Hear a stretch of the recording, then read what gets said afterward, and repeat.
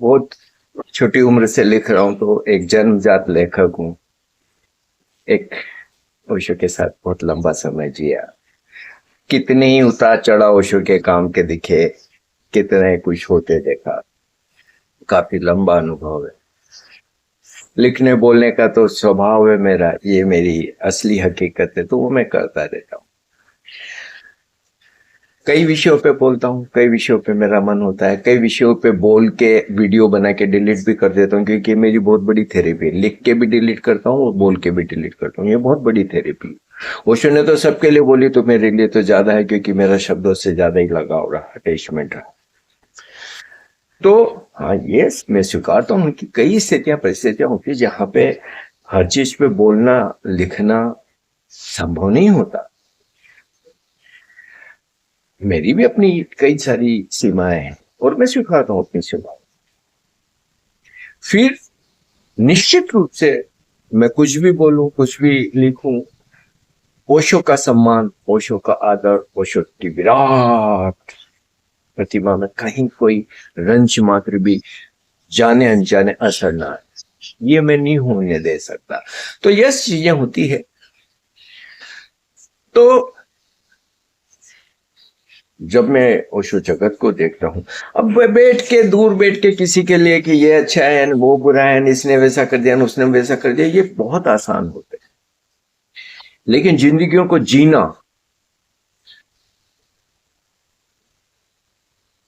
उतना आसान नहीं होता। ओशो के आसपास बने रहना,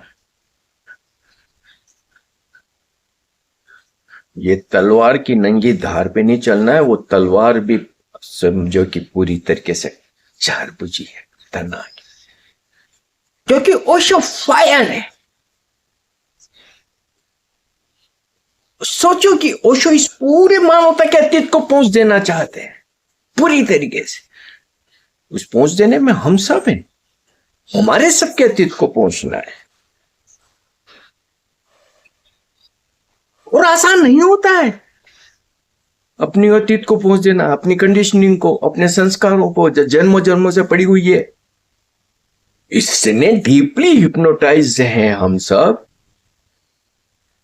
कि बेहद उच्च से उच्चतर आत्माएं, चेतनाएं ओशो की उस ललकार को, ओशो की उस चुनौती को स्वीकार कर पाए। आसान है क्या? अब जैसे कि ओशो अनेक चीजों के ऊपर हमें बताते रहे। अब ये जनसंख्या से मरी जा रही है पृथ्वी, और कम से कम भारत की तो हालत ही भयानक है। एक छोटी सी समझ है यार कि आज जीना दूभर हो रहा है, लेकिन जो डीपली हिप्नोटाइज है, मन चले, बच्चा चले, ये चले, वो चले, जिसको देखो लगे पड़े। इतने बड़े सत्य को आंखें खोल के नहीं देख सकते यार कि इस भयावह नरक में किसी आत्मा को लाने का पाप हम क्यों करें, लेकिन कर रहे हैं। मैं एक उदाहरण दे रहा हूं, ये इसी 50 चीजें हैं। तो इनसे बाहर आके ओशो उस ललकार को सुनना और जीना असंभव कार्य है। और जिन लोगों ने संभव किया वो मेरे लिए बेहद सम्मान के लोग, क्योंकि हमने ओशो के पास देखा लाखों करोड़ लोग दुनिया से आए,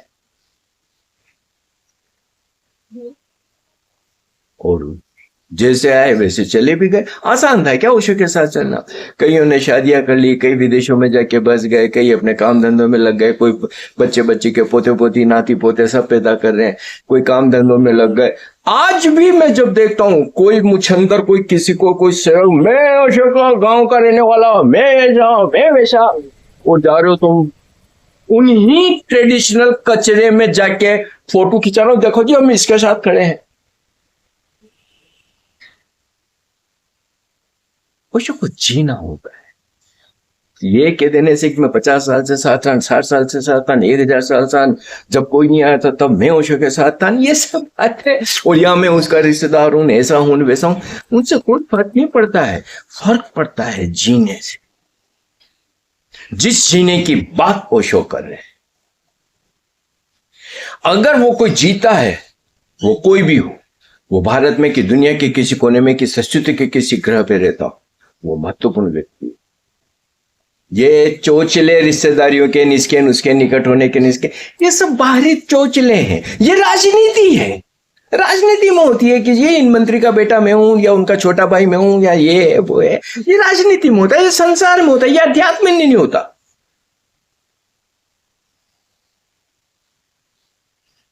लेकिन तो मैं ये कह रहा हूं, भटकाव बहुत है, आए बहुत, लेकिन सब अपने अपने। लेकिन वो लेख बेहद महत्वपूर्ण है जो आज भी ओशो के उस लगन को जीते हैं, उस प्रेम को जीते हैं, ओशो के उस होने को जीते हैं।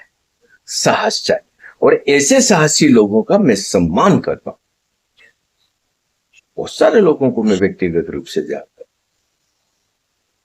कितने तरह के लोभ और कितने तरीके की अड़चने और कितनी तरीके की परेशानियों के बावजूद ओशो के साथ उनका ईमानदारी से होना, यह बड़ी से बड़ी तपस्या है।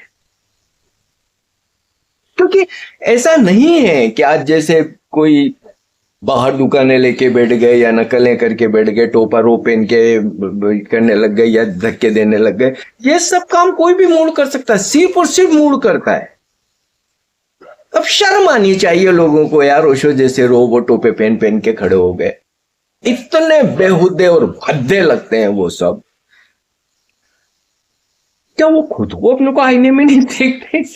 ये क्या कार्टून बन गया यार।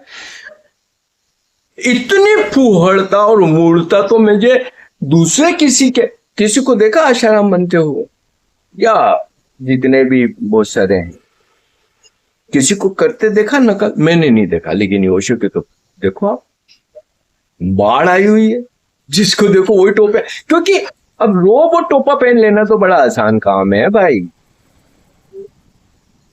इसमें दिक्कत क्या है? रोब सिलवा लो, टोपा सिलवा लो, पहन के बैठ जाओ, फिर मिल जाते हैं कुछ। वो रोने लगती है, तुम जनानियां चिल्लाने लगती है, क्योंकि सभी को अपने अपने को दर्शाना है। तो ये सारी चीजें होती रहती है।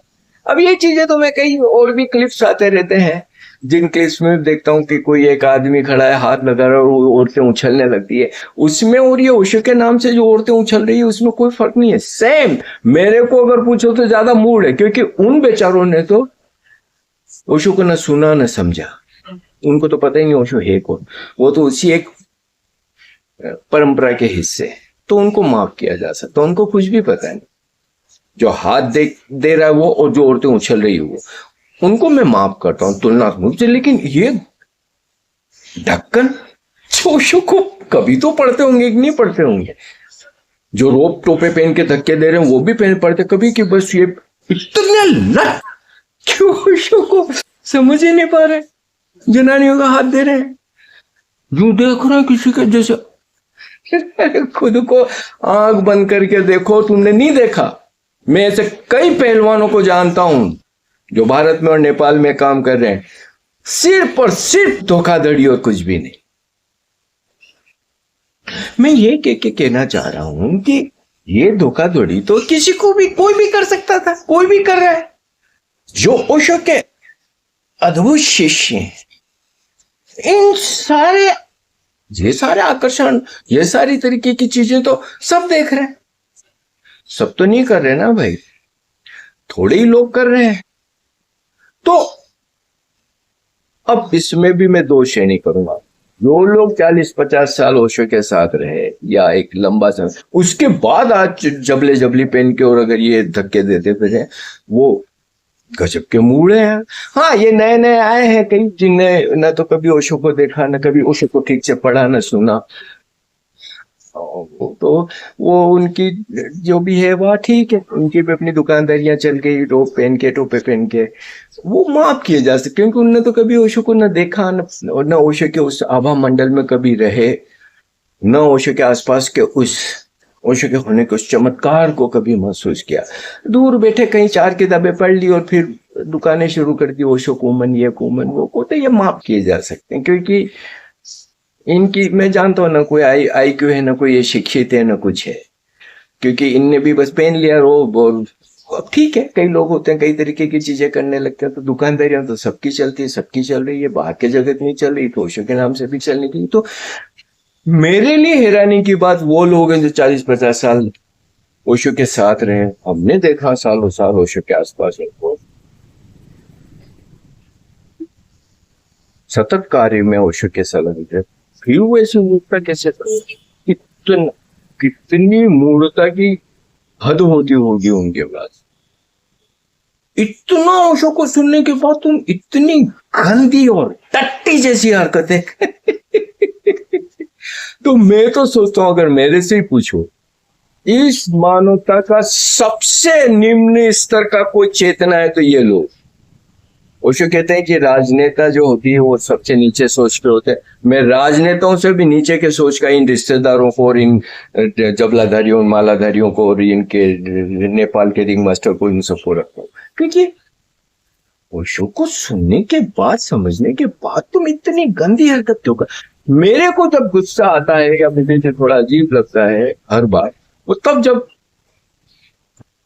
ओशो जोर दे दे के कह रहे कि मैं इस पूरे अतीत को पहुंच देना चाहता हूं, एक नई शुरुआत में लाना चाहता हूं। वो कहते कि कितना दुख देख लिया इस मानवता ने, अब इसको साफ करने दो, एक नई शुरुआत करते हैं, एक नई सुबह, एक नई उजाले की किरण। और ओशो ये संभव कर रहे हैं, और ये संभव होगा अगर इस मानवता को बचना है तो ओशो की सुनना ही हो। तो मेरे लिए ये गुनाहगार, ये रिश्तेदार और ये सब इसलिए बहुत बड़े गुनाहगार हैं क्योंकि ओशो को ये फिर उस सड़ान में किया। ओशो हमें उस सड़ान से बाहर लाने की कोशिश कर रहे हैं और ये फिर ओशो को खींच के उसी सड़ान में डाल रहे हैं। शर्म नहीं आती इनको है।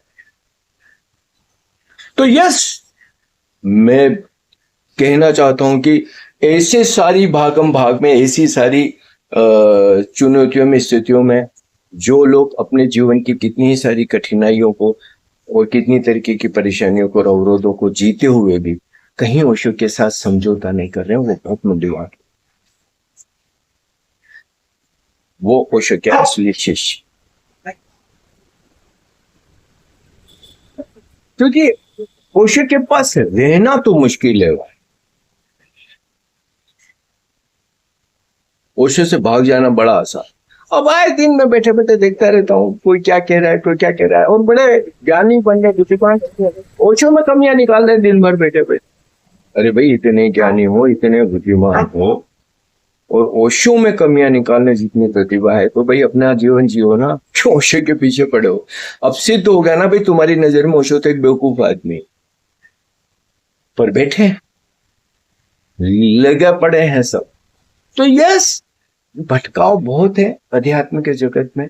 ओशो वो कहानी सुनाते हैं ना कि 1000 आते हैं जिसमें से 100 चलते हैं, 100 आते हैं जिसमें से एक। तो वो पूरी कहानी तो आज के इस आधुनिक युग में जहाँ वासना, महत्वाकांक्षा और इतने सब तरीके की चीजों का इतना भयानक आकर्षण है, क्योंकि पुराने समय में इतने आकर्षण नहीं होते थे। एक सामान्य सा जीवन होता था, अपनी खेती बाड़ी की, अपने घर पे रहे, छोटा मोटा कर लिया। यहाँ तो नित नई चीजें भोग की आ रही है इतनी, और फिर वो सारी इंफॉर्मेशन आपको मिल रही है। ऐसा नहीं कि वो सिर्फ है और आपको पता नहीं चल रहा, आपको पता चल रहा है। गांव गांव, घर घर, सबके मोबाइल में इंटरनेट, और सब पता नहीं क्या क्या देख रहे हो, क्या क्या नहीं कर रहे। तो आज अध्यात्म की राह पे चलना, मुझे लगता है इस पृथ्वी पे अध्यात्म के लिए, साधना के लिए, तपश्चर्या के लिए, शिष्यत्व के लिए सबसे कठिन समय। इतना कठिन समय कभी भी नहीं रहा। इतनी भयावह भोग की इस आंच में अपने को बचा के रखना असंभव था, और जिन लोगों ने अपने को बचा के रखा उनका तो सम्मान करना ही, क्योंकि जिंदगी आज आसान नहीं है। सबको अपनी अपनी चुनौतियां है। समझौते कर लेने तो बहुत आसान काम है, सब कोई कर लेते। अब ये मैं जब देखता हूँ नई नई कोई लड़कियां ये ग्रुप करवा रहे हैं, वो ग्रुप करवा रहे हैं, हाँ जी ऐसा करो जी, वैसा करो जी। अब खुद ने तुमने अपने पे काम किया नहीं, खुद ने तुमने कभी ओशो को ठीक से जिया नहीं। लेकिन लगे पड़े सब, और विज्ञापन ही विज्ञापन। अध्यात्म का विज्ञापन होता है क्या? और फिर अगर विज्ञापन ही करना, उसके लिए जरूरी थोड़ी कि सुंदर लड़की या सुंदर लड़का, ये कोई अंडरवियर थोड़ी बेचना जो सुंदर लड़की होगी तो अंडरवियर आसानी से बिकेगी। ये अध्यात्म है, ये साधना है, ये ओशो है, ये बुद्धत्व है। कोई पुकारने वाला, कोई इनवाइट करने वाला, कोई आमंत्रित करने वाला वो व्यक्ति होना चाहिए जिसने अपने पे ईमानदारी से सालों साल काम किया है, ग्रुप्स किए, मेडिटेशंस किए, ओशो के उस आभा मंडल में सालों सालों सांस ली, उनके अचेतन तलों तक उसका मैसेज जाता, उनने जो अपने पे काम किया उसका असर गहरे तक उनको हुआ है। वो जब कहते कि मिस्टिक रोज करिए तो उनके कहने में एक बल हो, आमंत्रण होगा। एक सुंदर लड़की अगर बैठ के कहे तो उससे क्या हो जाएगा? और क्या वो ग्रुप करने आएगा तो वो लड़की मिल जाएगी? नहीं मिलेगी ना। जैसे कि चड्डी खरीदने से किसी को लड़की तो मिलती नहीं है। तो ये विज्ञापन का एक फूहड़ दौर है, बचकाना दौर है। मैं आज भी जब सोचता हूँ कि जब ये ऐसे विज्ञापन देख रहा हूँ, आज तो जिसको देखो वही ऐसे विज्ञापन दिए चले जा रहे हैं। सोशल सर्च का जमाना है, बनाया क्लिप्स और शुरू, मैं यहाँ आई, मैंने ऐसे यहाँ पे ये किया और मेरे ऐसे हो गया और वैसे हो गया। मैंने सालों साल, क्योंकि ओशो टाइम्स के लिए मैंने काफी इंटरव्यू दिए हैं दुनिया भर से आए लोगों को। हमें पता है कि बोलने में तो किसी को देर नहीं लगती। बड़ी बड़ी बातें कोई भी कर सकता है, लेकिन जीवन में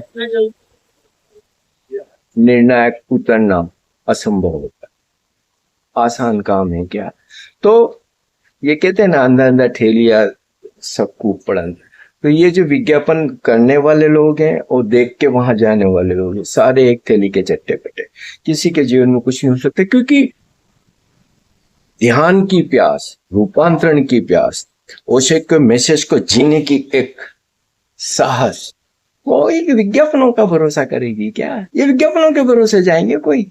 और विज्ञापनों के भरोसे से कोई अगर जा रहा है तो कितना उथला है। उसे आप तपस्या साधुओं की बात सोच रहे हो, तपस्या की बात सोच रहे हो, उससे रूपांतरण की बात सोचो तो मूर्खता है। लेकिन वह सबको अपनी अपनी जगह चलानी है, उसके लिए पैसे चाहिए, ग्राहक चाहिए, तो ग्राहक को बुलाने के लिए, चड्डी बेचने के लिए लड़की को खड़ी कर दो, मिस्टिक रोज के लिए लड़की को खड़ी कर दो, नो माइंड के लिए लड़की को खड़ी कर दो, सुनसान फेस्टिवल के लिए लड़की को खड़ी कर दो। सही है। तो एक विज्ञापन का बहुत जग जाहिर उपाय है। लेकिन आप कभी कभी देखो कि बाहर के जगत में भी मैंने ऐसे विज्ञापन देखे हैं, जब किसी चीज के बारे में बोलने के लिए, कहने के लिए सुंदर लड़की को नहीं लाया जाता, उस क्षेत्र के विशेषज्ञ को लाया जाता है। जब एक इंजीनियर, एक टेक्निकल पर्सन कहता है यार ये टीवी अच्छा है और इसमें ये चीजें जो बहुत अच्छी है, अब एक लड़की खड़ी हो जाती है टीवी लॉजी बहुत अच्छा है, दोनों में फर्क है। मेरा अपना मानना है कि विज्ञापन ही करना है तो निश्चित रूप से वो लोग बोले जिनने जीवन में सालों साल साधना की है, तपस्या की है। उनके बोलने में, उनके होने में, उनके चेहरे में, उनके अभिव्यक्ति में उनका वो अनुभव बोलेगा। अब मैं कल ही देख रहा था, एक लड़की बोल रही थी आओ जी यहाँ नो माइंड करो जी। अब वो उस लड़की ने खुद ने किया है क्या नो माइंड? उसको बता दिया होगा लिख के 6 लाइनें जो उसने बोल दी, कैसे जिब्रिश करेंगे, कैसे वो करेंगे। अरे चुप कर पहले जिब्रिश यार। तो मैं इस फूहड़ दौर का विरोध करता हूं, इसे मैं बेहद बचकाना, उथला और व्यर्थ का समय मानता हूं। ऐसे सब में वो लोग महत्वपूर्ण हो जाते हैं जो ओशो की उस ललकार को सुन के, ओशो के उस संदेश को सुन के उनके पास एक बार गए तो फिर पलट के दुनिया को नहीं देखा। निश्चित रूप से मैं फिर कहूंगा वे लोग बेहद महत्वपूर्ण है। आज वो मुख्य धारा में होने चाहिए, वो मुख्य धारा में कहीं भी नहीं, वो सारे हाशिए में धकेलिए। ये ओशो जगत का सबसे बड़ा नुकसान अगर कोई है तो वो लोग बेहद महत्वपूर्ण है इस मानवता के लिए, आगे की पीढ़ी तक उस जोत को पहुंचाने के लिए। उसको पूरे को काट के फेंक दिया, और आज ये आगे सुंदर सुंदर लड़कियां, आज ये करो जी। पहले तो ये सब बेवकूफियों के लिए ज्यादा ही लोग भागते फिरते हैं ओशो के नाम से। फिर तुम इस तरीके के विज्ञापन देते हो तो कहीं न कहीं ये धोखेबाजी, कहीं न कहीं ये शरीर को बेचना है।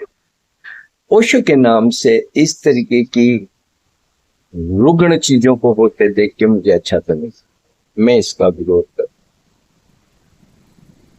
वो कहीं से हो रही हो, किसी नाम से हो। तो इसीलिए मैं बार बार कहता हूं, अपने समय को, अपने पैसे को, अपनी ऊर्जा को, अपने को इन व्यर्थ के कामों में खर्च मत करो। ओशो को पढ़ो, ओशो को सुनो और ध्यान। बाकी तो दुकानें खुल गई है, शोषण की दुकानें चल रही है, सब तरफ बेवकूफ बनाए जा रहे हैं, ठगे जाओगे, आहत होगे, निराश हो। और होता क्या है कि एक कण बराबर भी संभावना बनती है कि ओशो के उस यज्ञ में शामिल हो जाओ, तो संभावना भी खत्म हो जाती है इन शोषकों की वजह से, इन विज्ञापनधारियों की वजह से, या इस तरीके के साधनों की वजह से। मैं इसीलिए इन सबका विरोध करता हूँ, तो जोर दिए। ओशो के अद्भुत शिष्यों के लिए अत्यंत सम्मान, दुख है कि आज उन सबको हाशिए में डाल दिया गया, बड़ी चालाकी से। बहुत दुख की बात है, क्योंकि वो जब चले गए थे, फोहड़ उथले कामुक लोभी मानसिक विकृत लोग ओशो के नाम से सब चला रहे। तो अभी तो दौर अच्छा नहीं है, निराशा का है। हमारे चैनल को सब्सक्राइब करें, लाइक करें और आर्थिक मदद जरूर करिएगा। और बहुत बहुत बहुत मुश्किल में आर्थिक मदद करिएगा। जूली का ट्यूमर बड़ा होता जा रहा है, अब मुझे नहीं पता है कि किस दिन मुझे क्या करना पड़ेगा, और फिर मेरी अपनी भी चीजें। तो इतना सा अगर सुन सको तो सुन लो यार। हैरानी तो मुझे होती है तमाम तरीके के धोखेबाजों को, नकलचियों को। वो जो ओशो के असली दुश्मन है, ओशो संदेश को जहर दे रहे हैं, उनको जब लाखों करोड़ों दे सकते, तो यार थोड़ी सी मदद मेरी भी तो कर दो, या मेरे जैसे और भी कोई उनकी मदद करो। हम कुछ नहीं कर सकते हैं, हमारा तो अंतिम समय चल, मदद भी